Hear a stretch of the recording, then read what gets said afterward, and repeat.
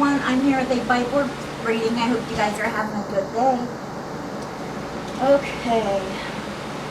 Sure. You should be already set up from yesterday. Yes, you should. Go get it and behave. Stop it and go. Do any of you guys have a 2-year-old? That's what I have. I told you not to. Was that on heads? It's not our heads, not a penny. What is that?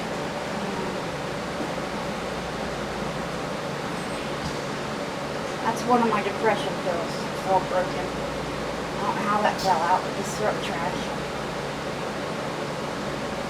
Stay down there. Get over there and get your books. What books? We're waiting. Wait! How?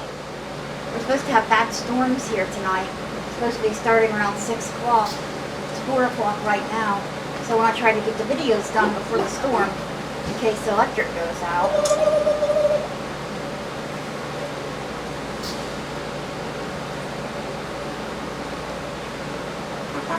Alright guys, let me tell you what we'll be reading today. John chapter 4 verses 43 through 54. Can't get that phone. Continuing on with Psalm 105 verses 16 through 36. Can't get that phone. And Proverbs 14 verses 26 and 27. Can't get that phone. Boy, it's only 2. It's only 2. Can't get that phone. Alright. Jesus heals an official's son. We have a short reading today. After the... What? Don't call me short. Follow along. After the 2 days, he left for Galilee. Now Jesus himself had pointed out that a prophet has no honor in his own country. When he arrived in Galilee, the Galileans welcomed him. They had seen all that he had done in Jerusalem at the Passover festival, for they also had been there. Once more, he visited Cana in Galilee, where he had turned the water into wine. And there was a certain official whose son lay sick at Capernaum. When this man heard that Jesus had arrived in Galilee from Judea, he went to him and begged him to come and heal his son, who was close to death.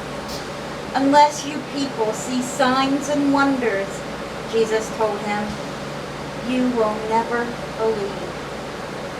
The royal officer said, the royal official said, Sir, come down before my child dies. Go, Jesus replied, your son will live. The man took Jesus at his word and departed. While he was still on the way, his servants met him. Sure. What? We're not leaving. Sorry, I started over. I got distracted. Garnet, I have been asking prayer for her. She's out there walking by herself on a walker, which really scares me, but I waved at her and she waved back. So, I'm sorry about that. Okay, so I got distracted. Let's see here. The man took Jesus at his word and departed.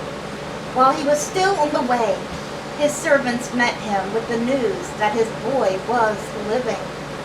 When he inquired as to the time when his son got better, they said to him, yesterday at 1 in the afternoon, the fever left him. Then the father realized that this was the exact time in which Jesus had said to him, your son will live. Jesus didn't even have to go there and touch him. You can just say it and it'll happen. Gotta believe. So he and his whole household believed after that. This was the second sign Jesus performed after coming from Judea to Galilee. Remember, what was Jesus' first miracle? What was Jesus' first miracle that he done? He You guys should know because we went over this the other day. What was it, Cheryl? What was Jesus Turning water into wine. Yes, turning water into wine at a wedding ceremony. His mom was pretty much like, oh, Jesus was like, it's not my time to do miracles yet. But his mom was like, do what he says, you know. She wasn't going to have no for an answer. Say that. You know how moms can be, huh? So he did it. And that was his first miracle. Okay, so we are stopping there with John. And now we are going to Psalm 105, verses 16 through 36. You ready? He called down famine on the land and destroyed all their supplies of food. And he sent a man before them, Joseph, sold as a slave. They bruised his feet with shackles. His neck was put in irons. Till what he foretold came to pass. Till the word of the Lord proved him true. The king, Pharaoh, sent and released him. The ruler of people set him free. He made him master of his household, ruler over all he possessed, to instruct his princes as he pleased, and teach his elders wisdom. Joseph, his brothers, sold him into slavery because they were jealous of him. He got a lot of their dad's attention. He didn't have to work in the fields and stuff. He was making him kind of like, trying to make him like go do school and be, you know. And, because see, this is Jacob's son we're talking about. Jacob married Rebecca, okay? And Rebecca, let's just say, he married sisters, Leah and Rebecca. Alright, is that her name? Rachel, I'm sorry, I got it mixed up. I'm sorry, I thought that didn't sound right. Joseph married sisters, Leah and Rachel. Leah was the oldest. So their dad said that he had to marry her. And then he married Rachel as well. He loved Rachel. And Rachel loved him. He had a lot of sons with Leah. And Rachel couldn't get pregnant for years and years and years. And then she got pregnant and had Joseph. And the brothers were jealous, so they sold him into slavery. And he was shackled, had to scrub floors, hard labor. And so Pharaoh got plagued with these dreams, these horrible dreams that kept haunting him night after night after night. And he was looking for someone to explain the meaning of these dreams. And nobody in the castle knew what was going on.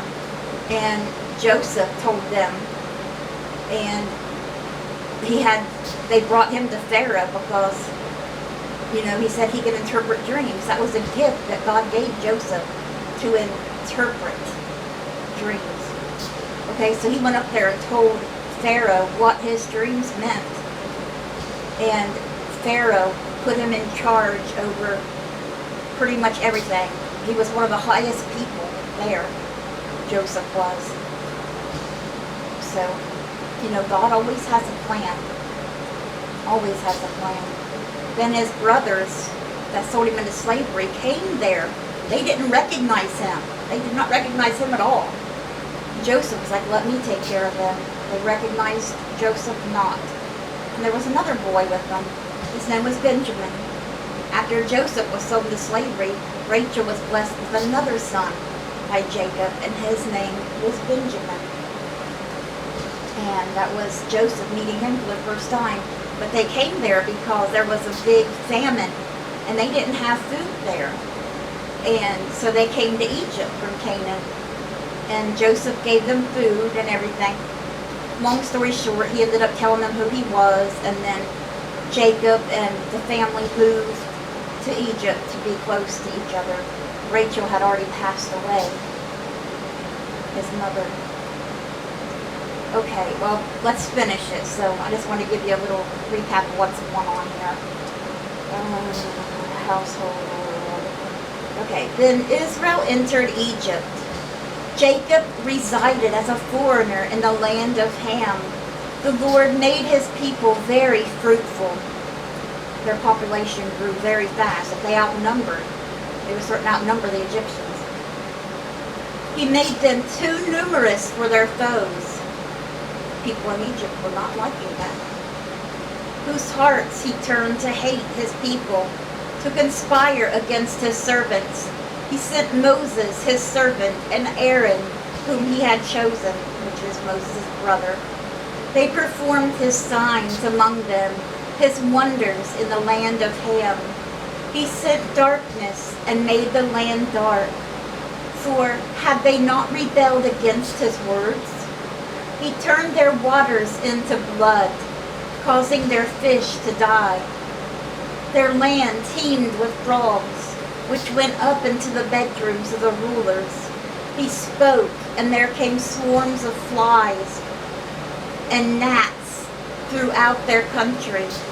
This is the miracles that God performed in Egypt to rescue his people, for Pharaoh to let them go.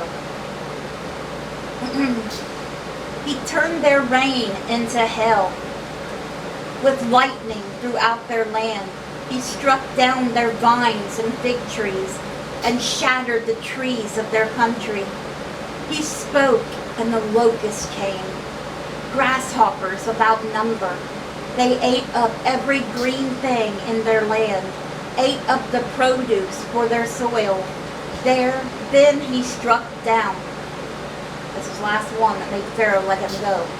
Then he struck down all the firstborn in the land, the first fruits of all their manhood. All the firstborns died. This is when the Passover was. They told the Hebrews, they told the Israelites, smear lamb's blood above your door, and when death comes that night, he will pass over you and won't enter your house. It entered all the houses of Egypt. The firstborn animals died as well. Pharaoh's son died. That's what made them let them go. But then they changed their minds and went after them. And that's when God parted the Red Sea and let the Israelites pass through safely. And then when the Egyptians were behind them, he released the sea back into itself and drowned them. They didn't get the Israelites back. And then they were on the way to the promised land. But you know what happened there. They turned their back on him many times. We went through that story before, so I won't go through that. And that's where we're stopping with Psalm 105. And now we are going to read Proverbs chapter 14, verses 26 and 27. Whoever fears the Lord has a secure fortress, and for their children, it will be a refuge. The fear of the Lord is a fountain of life, turning a person from the snares of death. Alright guys, that was our Bible reading. I hope it touched your hearts. Let me go through the prayer requests real quick. They are the same. Okay, please pray for my mom, Rhonda Karshner, Sherm, Cindy and Jim Welsh, Lori, Dora Carper. Lori lost her husband. Please keep her in your prayers. Dora Carper, Dean Betty, the Burt family, the Doles family, Joyce Light, Elizabeth Jeffries, Garnet Boyer, who I told you is doing better, Layla and Emil, Danette Rager, Levi Dempsey, and Abby and Jimmy Myers. Alright guys, I hope you guys enjoyed the Bible reading tonight. Let's bring those souls to Jesus, and God willing, we'll see you guys again tomorrow with another Bible reading. Sorry I messed up a lot today. I'm still having a lot of trouble with my memory and everything from COVID and everything. But I hope you guys have a great night. God bless.